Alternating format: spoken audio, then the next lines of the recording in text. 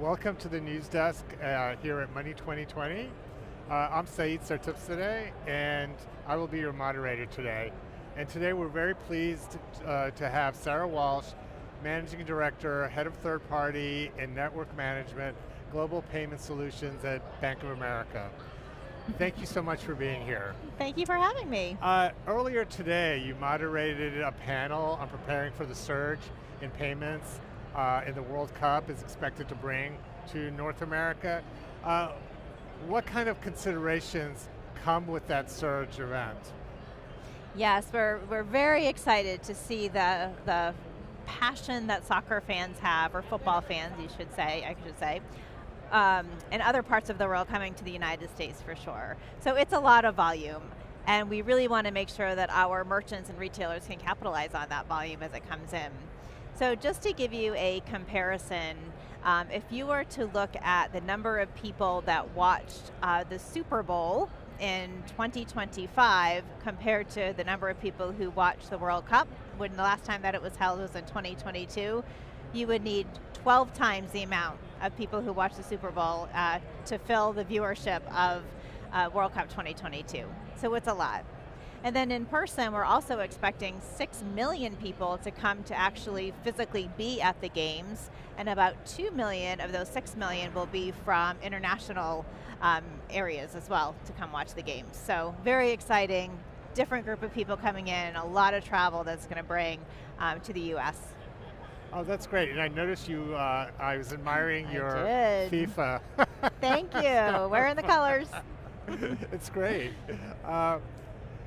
So what is the bank's approach to large payments partnerships, and how does it view those benefiting customers? Sure. So anytime that we have either a problem to solve or a new opportunity that we want to develop for our clients, we look at the capabilities that are out there. Sometimes we do an internal build, and then sometimes we also look externally to some of our third parties and strategic partnerships.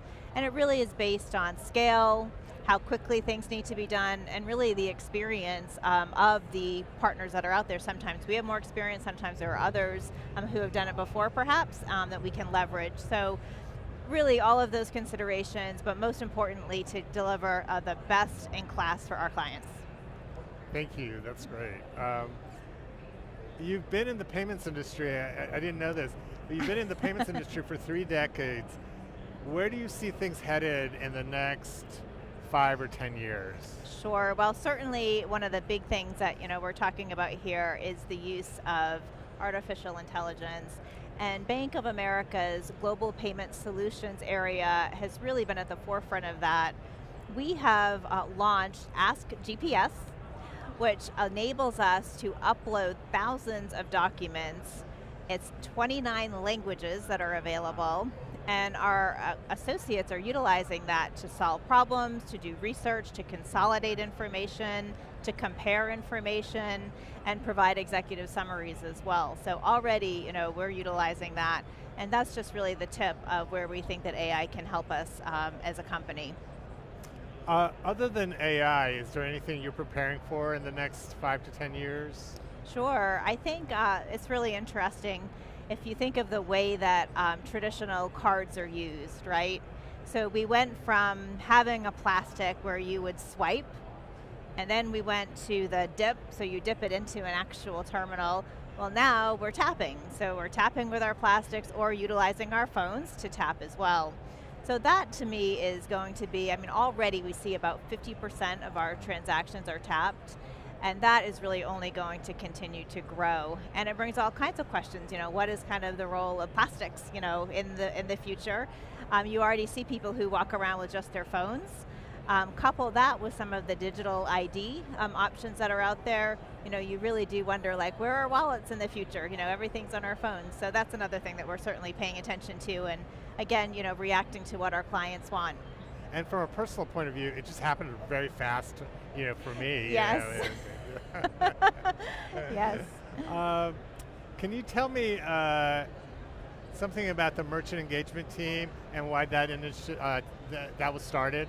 Oh, thank you for asking. Yes, merchant engagement team we're so proud of, and it's been huge for us. So it really started with one of our digital merchants, a streaming service, had come to us and asked some questions about why Bank of America card issuing was declining certain transactions. And we really had never looked at it from the merchant perspective before, so we started to dig in.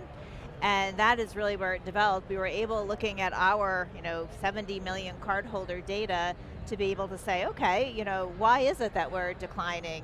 And surprised ourselves at some of the reasons, but we're able to work with the merchants to say, hey, if you sent this information as part of the transaction, it might give us a chance to approve it. It's been huge, and it's really evolved over the years. We have hundreds of partners now that we're working with, utilizing this analytics. And one of the really exciting things that we're launching and working with now is the ability to share information between the merchant community and us as a card issuer. There are things that they know that we don't know, about our card holders, and it's wonderful when they can share information that allows us to, number one, avoid fraud, and then number two, again, help that transaction get approved. So you brought up fraud. Can you expand a little bit about Bank of America and what it's doing to combat fraud?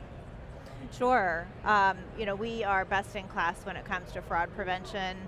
We have a dedicated fraud strategies team that is out there utilizing all of the most recent technology that's available. And again, that goes back to your question, sometimes it's third party, sometimes it's internal as well.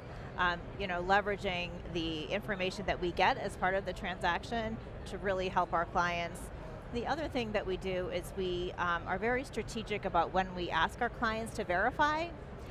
So we make sure that when we think that it's a transaction that may be outside of a regular spend, that we're checking in with the client and having them validate for us that the transaction is legitimate. Thank you. I asked this question of most executives, and it's really interesting. What is the one thing that really keeps you up at night and it worries you in this business? Sure. So again, going back to this conference, and a lot that you have probably heard already, but more and more transactions are made by an artificial agent. And that's very cool functionality for sure. So you say, agent, hey, I need a white cashmere sweater and a size 6, and I don't want to pay over $100, and it needs to be delivered by Thursday. Very cool functionality. But with that comes some complexity that we as a payment industry need to plan for and react to. Oh, thank you. What is the most striking thing you've heard at this conference so far? The most interesting thing you've heard at the conference so far? Yeah, I think for me it's the volume of people that are here. It is amazing to me to see the support that these companies have invested in Money 2020 and bringing the people here. Like, it's so exciting. And it's really, again, for me, it's certainly some of the initiatives that people have going around scams, around fraud, around data sharing, and the way that they're executing that has been very exciting for me. But it is just amazing that these companies will make this investment, and it shows how important improving the client experience is. I guess towards the end, I want to circle back to what we talked about about FIFA. How did that partnership with Bank of America start and progress? And can you talk us through that a little bit? Sure. Bank of America truly believes in the way that sports empower our communities and the passion that is around sports. So when FIFA World Cup was coming to the North America region, where of course we are Bank of America, here we are, it was a very natural relationship for us to form with FIFA, and also with Visa, who is the payments partner for the FIFA World Cup as well. Well, Sara, thank you so much for being here. Thank you for your time, and it was nice talking to you. Nice talking to you. Thank you.